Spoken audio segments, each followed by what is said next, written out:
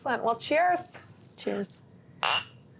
We're drinking a matcha green tea. Is this always your drink of choice? It's definitely one of them. Water is my first, of course. We always say abinabi bamadzawan here. It's Anishinaabe for water is life. Oh, love that. Yeah. So you have this long history of community activism in both environmental and Indigenous issues. Before we get into your important work as an attorney, but also as the co-executive director at Title Track, I'd love to kind of get to know a little bit more about your history, where you're from, how you landed in Traverse City, and also where we're having this drink. Sure. So I grew up in Detroit. I spent part of my childhood in Detroit. We lived, kind of moved around for a while. My mom was a single mother for a long time with 3 very young kids and had been orphaned as a teenager, basically. And so we struggled for a while. And what that did for me was to get to learn how to be adaptable to moving and situations and to learn compassion, I think, for people who are going through difficult traumas. And then when my mom met my father, Richard, I was about 10 years old, and life became more cohesive and probably, just a great family unit. And we lived at that time, we were still living downriver, Detroit area. And I came up here for Interlochen for my last 2 years of high school. Okay. I was into dancing and theater at that time. Love it. And so I was up here. I graduated in 1987 and had a wonderful experience there, of course. Magical place. Yes. And my family moved up here the same year. So no sooner had I graduated, we moved into this house. And we've been here ever since. Oh my gosh. Yeah. Before we started, you shared a little bit of the history of this home. Can you share a little bit of that story? Yeah. It's a really it's a beautiful home. My parents, when we moved up here in the 80s, it was definitely more achievable than it is today for this area. But it was, this home is affectionately called the Tinkham Home. It's, on the list of historical places for Traverse City.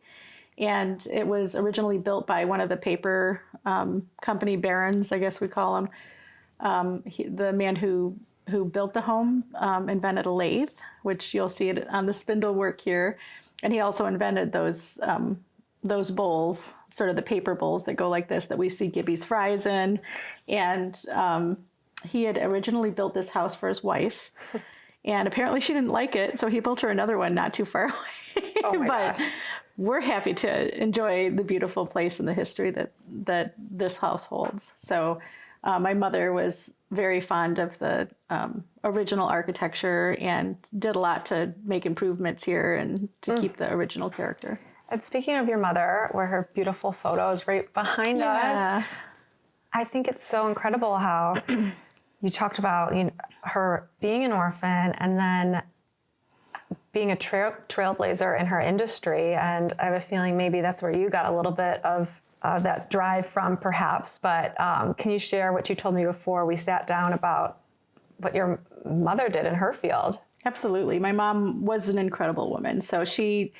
I think back now, she was 21, she had 3 children and was alone. And she started working as a phlebotomist. So she had a degree in nuclear medicine, which is for, drawing blood for phlebotomy. And she had sort of started working with some doctors. Dr. Stryker, William Stryker of the Stryker family was one of them. He was a pathologist. And creating this model of outpatient laboratories. So before that, everybody either had to go to the hospital to get their lab testing done, or you would have phlebotomists go to the doctor's offices or to certain places to do it, and then they would have to travel to the hospital to get the blood work done. And there were issues with that because, whenever you put too many variables into the process, there's more access to mistakes. So what they did was they created an outpatient laboratory testing system that allowed people to go right to the labs and have their testing done. And then the testing was done there. And that helped prevent mistakes and allowed for accessibility in different communities. So originally it was called Research Reference Laboratories. It became Stryker Laboratories. And then she sold it to Damon Corporation and became one of the first female executives in a medical company in the United States. Yes. And then it eventually was sold again and again. And it's kind of morphed into what we now know as Quest Diagnostics. Wow, incredible. Yeah. So much rich history here. So we have to take a quick break, but when we come back, I can't wait to hear about how you got into public service.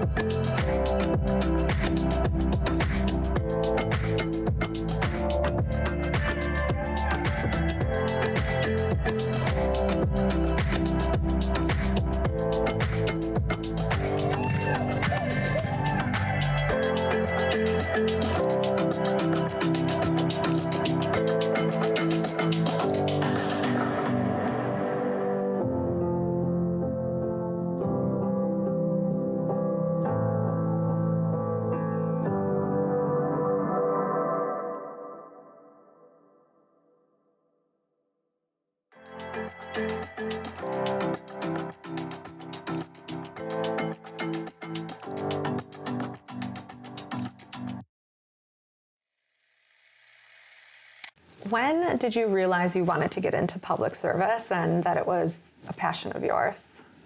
So my mother was the one that sort of imprinted that for me. She always said that public service was the highest good. And she herself was always involved in some form of public service, whether it was in medical, laboratories. She did train to be a nurse, for a while. She also created the Children's Garden here in Traverse City, which is, the Grand Traverse Area Children's Garden. It's a beautiful garden dedicated to bringing children into the garden and teaching them about the wonders of the natural world. And she did a lot of philanthropy herself for her whole life, and it was just always something. So I had that example, and then growing up in such a varied sort of background like I have, I got to see where public service is helpful. So growing up, to me that was, it's what made me happy too. Yeah. Right now you're serving as the co-executive director at Title Track. Yes. A nonprofit dedicated to clean water, racial equity, and youth empowerment. I would imagine that many organizations would be thrilled to have you a part of it. What stood out with Title Track that made you want to dedicate, your time to this organization? Wow, that's a great question. I absolutely have to preface this with I love working with Title Track. Probably one of my favorite jobs ever. So I started with Title Track as a founding board member. Seth Bernard, our founder, sort of grabbed me out of this busyness that I had going on with Standing Rock at the Water Protector Legal Collective. I was going back and forth and still dealing with a lot of the legal cases, still dealing with the trauma, and trying to help people here as well. And he sort of just said, hey, I have this idea. I really want you to be a part of it. And I think when he reached out, he was thinking of my creative background as well as my legal background for the water. And I'd already had a lot of experience with children. I'm a GAL. I had done some teaching, with children and things like that. So, but when he kind of pitched the idea to me, creating this organization based on creative practice, but for water and racial equity and youth empowerment, I was like, wow, that's a tall order. Like, how are you going to get all of that together? And that very first year, which is the year I was a board member, I got to watch it happen. And there was so much synchronicity and magic about how that was brought together. I mean, he showed me that it was possible, and through our different programs, one of the ones that I participated in was River Quest, where we went to Flint and worked with some of the children there that had been affected by the Flint water crisis. And we used Indigenous teachers to help reintroduce them to the water, having a new relationship with the water that was based on one of respect and health rather than fear. Right. And then we went in and based on some of the teachings that we did, which included, boat rides and hikes and plant identification and showing them some ceremony, some language. We took them into the studio and showed them how to write songs about it. Oh my God. And that was Chris Good and Seth sat down with them and really helped them with that process. So in the end, the kids came out with like this amazing song, a couple of songs, and then they made T-shirts, and they were able to sing and play these things at local music festivals all summer. Wow. So to see that happen and to see the impact on the kids, and one thing I recount that really stood out to me was there was a young woman who, during the first week of River Quest, her mother passed, and she still came in every day because for her, it felt better to be there than to be home or with her relatives feeling sad. Yeah. So she didn't want to be anywhere else. And so that spoke volumes to me about, the impact we were having on these kids. So doing that, seeing that happen, of course, how would I not want to work with Title Track? Yeah, and I was going to ask what makes Title Track unique, but I really think you just answered it. Yeah. You really seem to create this emotional connection beyond just through the creativity. What are some other stories that really, where you can see just the impact that was made? Because these are big challenges and that take time. So are there any other stories that really stand out that you could see just the difference that was made? Absolutely. Oh, absolutely. And one thing I want to talk about, just very quickly, and it's sort of the underpinning of all of Title Track, is that every person who works for Title Track is doing this with the intention of spreading love. Through whatever means that they're doing, whether it's creativity or administrative or legal background. Everybody has that idea of making good community, and living well with the earth. But there's just this huge undercurrent of, love, wanting to promote love, be love, as we call it. Oh. I know. And so, which is why, it's the best place to work, I have to say. I'm incredibly fortunate.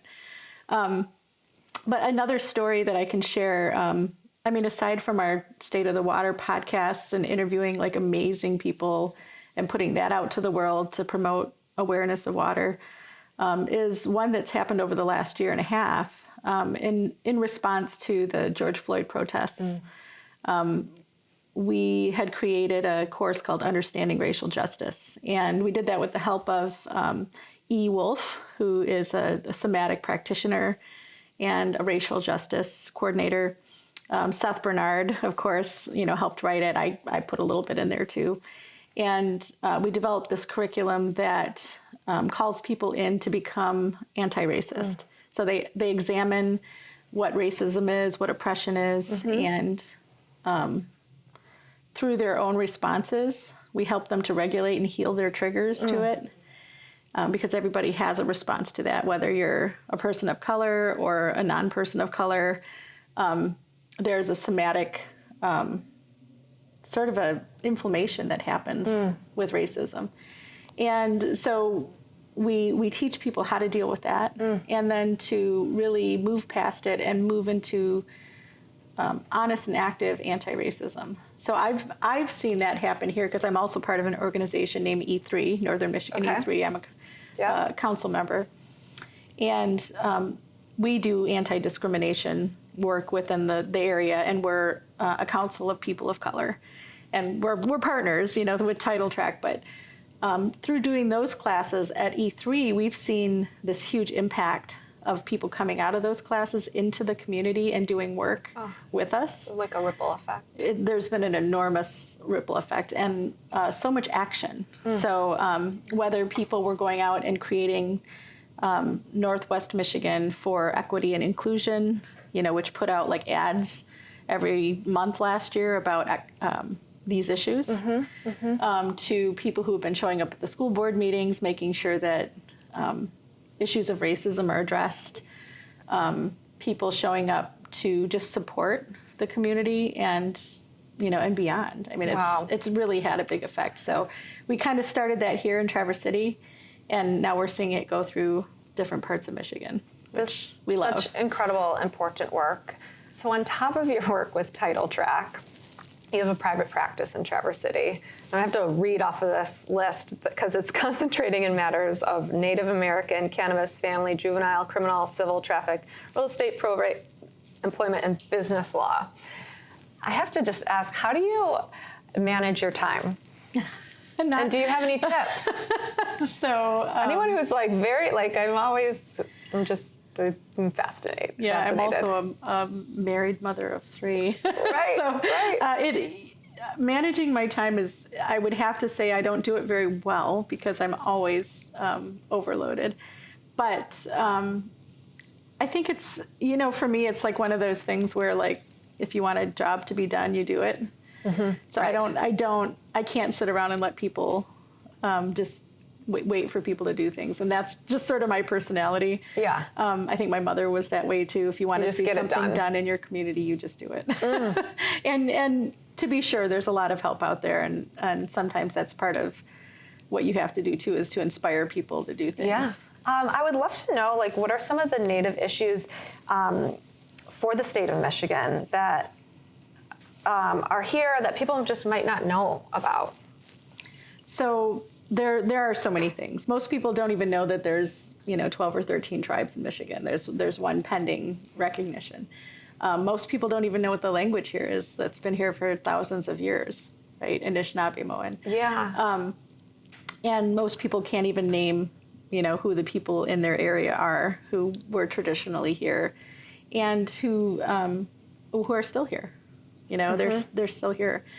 I always like to remind people that when we talk about diversity, they need to remember that this area was originally brown. So the diversity is everyone else. Yeah. So I always say this is a pretty diverse place when we talk about it. It's maybe not diverse in color, but it's the diversity that came here there's a lot of it. And I also like to remind people that they live here because of a treaty. The Treaty of Washington, which was signed by, a lot of the different Ojibwe and Odawa tribes in the area. Here we have Grand Traverse Band, ceded land for people to live on. Yeah. And there are some lands, for example, in Leelanau County that were taken wrongfully. And those are issues that are being worked on currently. But I always like to remind people of that. I'm like, well, you're not here because this place was actually invaded or taken over. You were here because there was a treaty in place that said you get this portion and we get this portion. And treaties are the supreme law of the land. They're the ones that define all the borders of the United States and are actually higher than state law and higher than some federal laws. Wow. So people don't know, and most people are not aware of the treaties where they live. Right. Even so, even though there are laws, But some of the issues that we have going on here, again, we do have land and treaty issues happening where we're having to enforce treaties. recently there have been more discoveries of children in residential boarding schools. And this area is no different. Lots of people from this area were taken to residential boarding schools, the closest being Holy Child up in Petoskey, Harbor Springs. And then there was the one down in Mount Pleasant. So that only ended like 20 years ago, 25 years ago. And most people don't see that. They always think of that happening back in the early 1900s or 1800s, but that's not true. There's still 40-year-olds walking around who were very abused. Wow. And who suffered a lot of trauma in these boarding schools. And they're walking around here, you know. And so in my work as a judge for the tribe, I see a lot of how that's played out in the families and in the community, and the problems that it's brought to the community. So when people look at you know, historically, we always heard about the drunken Indian or the kids that got taken away, but most people aren't aware of the oppression that caused that or that inspired that. Wow. So I think that those things are still here, and we're still healing. Yeah. That those issues continue, and then we're now, of course, we're dealing with a lot of environmental issues, and that's been a constant as well. So our tribal communities have always pushed to protect the environment and to protect their treaty rights under the environment, and it's a struggle. Wow, I could ask many more questions, but I do want to ask, how can we support Indigenous leaders and be an ally? There are lots of Indigenous organizations in Michigan and around that could use your support. We ourselves we support Indigenous organizations, Indigenous individuals and leaders. We have a Mini-Gijiget series, which spotlights a lot of those leaders. So if anybody has questions about how to do that, feel free to contact me. Cool. Well, here we go. We're going to do our fun quick fire round. What is your favorite restaurant in town? Oh, gosh. Oh, you know, making me be quick about this. This is terrible. Right. Hexenbell. Okay, same. Favorite season? Fall. Northern Michigan's best kept secret? The water. Favorite outdoor activity? The beach and hiking, I would say. Sunrise or sunset? Sunset. And if you could have a drink with anyone, who would it be?